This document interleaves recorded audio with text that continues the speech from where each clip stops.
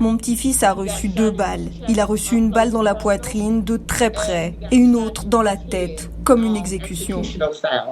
Malachi Jackson, abattu à Washington DC le mois dernier, n'avait que 15 ans. D'après sa grand-mère, un suspect a été arrêté et une enquête criminelle est en cours.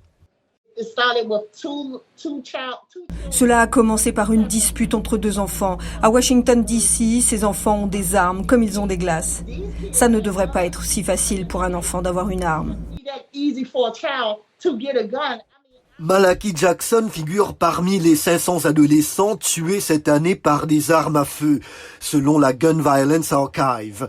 Il s'agit de cas d'homicide, mais aussi accidentels.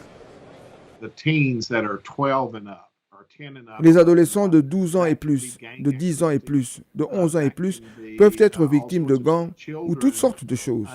Les enfants de moins de 10 ans, lorsqu'ils meurent par arme à feu, ils ont trouvé l'arme de leur père qui n'est pas correctement rangée.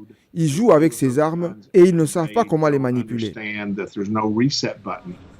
Les fusillades survenues ce mois-ci à Uvalde au Texas et à Buffalo dans l'État de New York ont choqué la planète entière. Mais pour des chercheurs américains, c'est une véritable épidémie.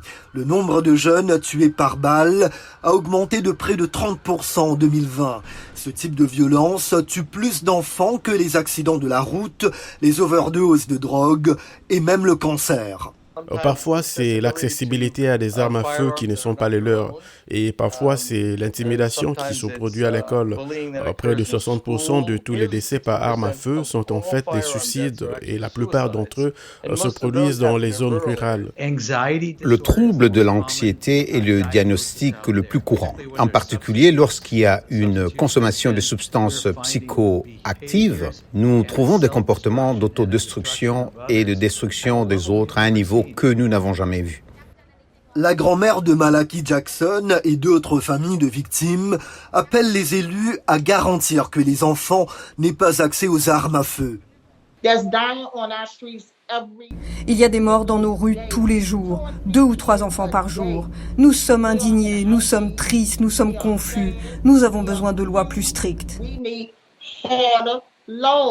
La NRA, la National Rifle Association, qui réclame depuis des années un assouplissement des lois sur les armes à feu, n'a pas répondu à notre demande d'interview. D'ailleurs, la convention annuelle de la NRA débute ce vendredi à Houston, au Texas. C'est seulement quelques jours après qu'un jeune, armé d'un fusil d'assaut, a massacré 19 enfants et 2 enseignants à l'école primaire d'Uvalde, au Texas.